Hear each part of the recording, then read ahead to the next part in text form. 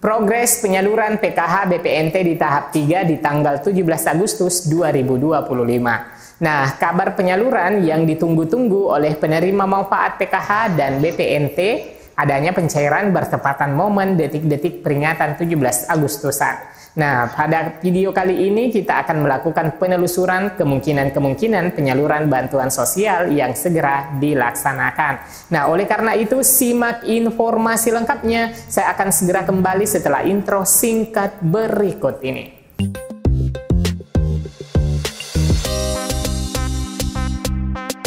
Assalamualaikum warahmatullahi wabarakatuh. Salam merdeka. Alhamdulillah kita telah memasuki detik-detik peringatan Hari Kemerdekaan Republik Indonesia yang ke-80. Semoga hikmat perayaan 17-an menginspirasi kita untuk terbebas dari kemiskinan dengan usaha yang maksimal. Amin.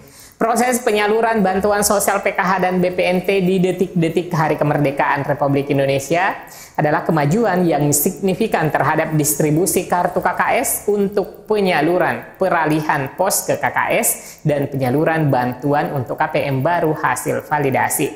Kemudian rencana penyaluran bantuan sosial triwulan ketiga. Informasi terkini mengenai progres distribusi kartu keluarga sejahtera KKS untuk Bansos Program Keluarga Harapan PKH dan bantuan pangan non-tunai BPNT per 16 Agustus 2025. Berdasarkan sumber yang tersedia seputar distribusi kartu KKS, proses peralihan dari penyaluran Bansos via kantor pos ke KKS terus berlangsung. Beberapa bank penyalur telah mendistribusikan kartu KKS baru. Bank Syariah Indonesia (BSI) distribusi KKS di wilayah Aceh telah selesai sepenuhnya. Bank BRI telah menyalurkan KKS untuk 181.000 keluarga penerima manfaat atau KPM. Bank Mandiri masih sedang proses menyalurkan KKS untuk 415.000 KPM di 115 kabupaten kota. Bank BNI sebanyak 105.501 KKS baru tengah disalurkan, terutama untuk mempercepat penyaluran bansos menjelang HUT RI ke-80. Dari pengamatan di Sixenji KPM dengan status proses cek rekening, di Sixenji menunjukkan bahwa kartu KKS sudah dalam tahap penerbitan oleh bank dan menunggu undangan pengambilan. Sedangkan untuk status penyaluran Bansos PKH dan BPNT tahap 3, penyaluran Bansos PKH dan BPNT untuk tahap ketiga alokasi Juli-September 2025 masih dalam proses persiapan. Berdasarkan pengecekan pada sistem 6NG hingga 11 Agustus 2025, periode salur masih berada pada tahap kedua April-Juni 2025. Artinya daftar penerima untuk tahap ketiga belum final dan indikator pencairan seperti nama penerima, daftar bayar, dan perubahan periode salur belum muncul di sistem.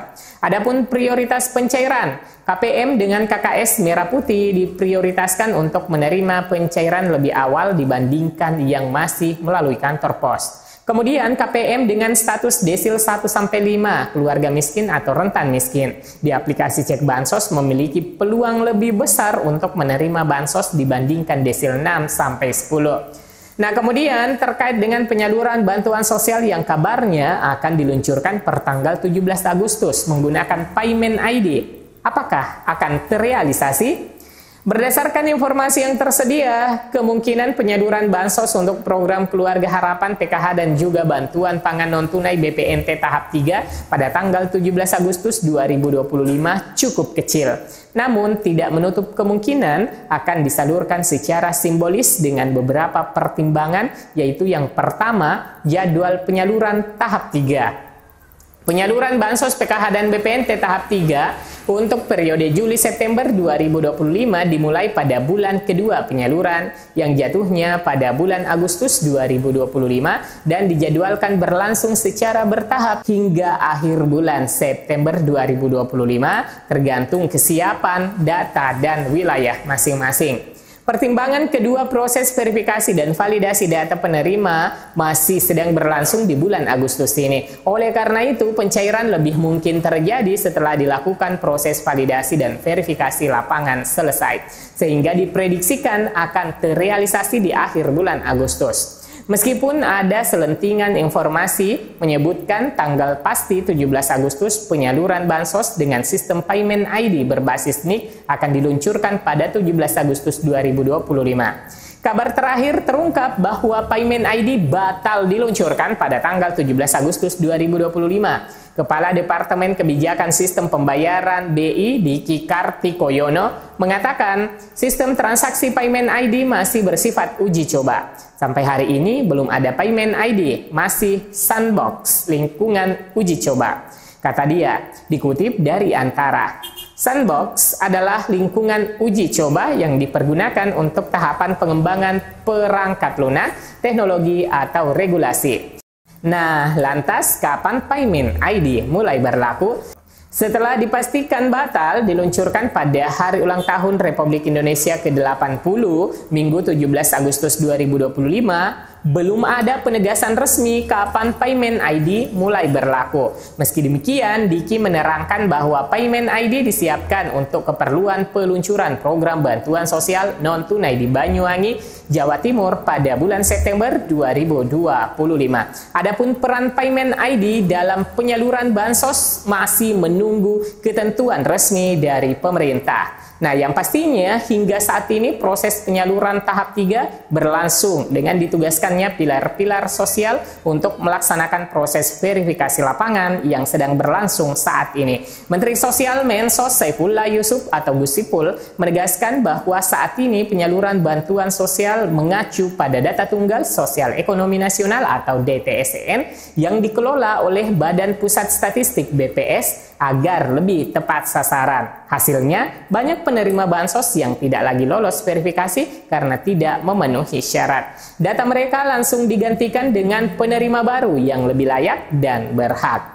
Jadi, akan ada penerima-penerima baru setiap 3 bulan. Ada yang check out dan check in, kata Gus Ipul dalam keterangan resminya Kamis 4 Agustus 2025. Pernyataan tersebut disampaikan Gus Ipul dalam acara dialog pilar-pilar sosial di Pendopo Bupati Cirebon Rabu 13 Agustus 2025.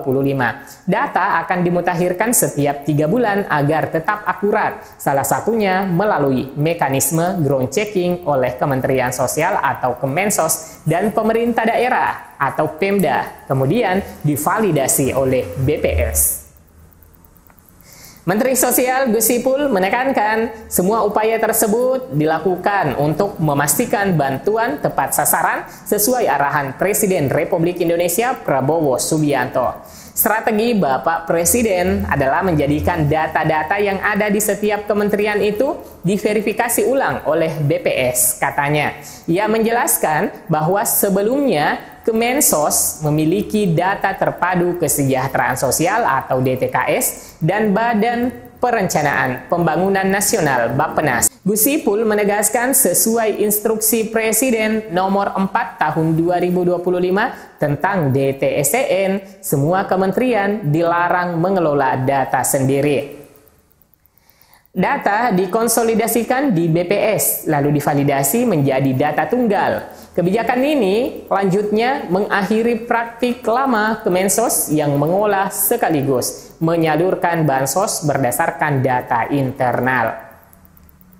Kalau dulu orang kadang-kadang tidak percaya sama datanya Kemensos, diurus-urus sendiri. Setelah itu diintervensi sendiri, habis itu tepuk tangan sendiri, ucap Gus Ipul. Kini Kemensos hanya terlibat dalam pemutakhiran data bersama Pemda, sementara proses verifikasi, validasi, dan penetapan desil penerima bansos dilakukan oleh BPS.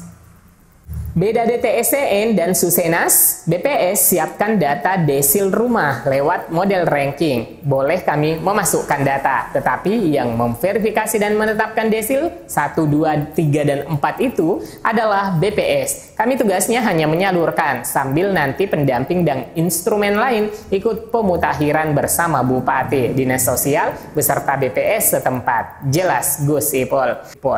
Nah, itulah informasi proses penyaluran menjelang peringatan Hari Ulang Tahun Republik Indonesia ke-80. Semoga informasinya bermanfaat. Sampai jumpa di video selanjutnya. Wassalamualaikum warahmatullahi wabarakatuh.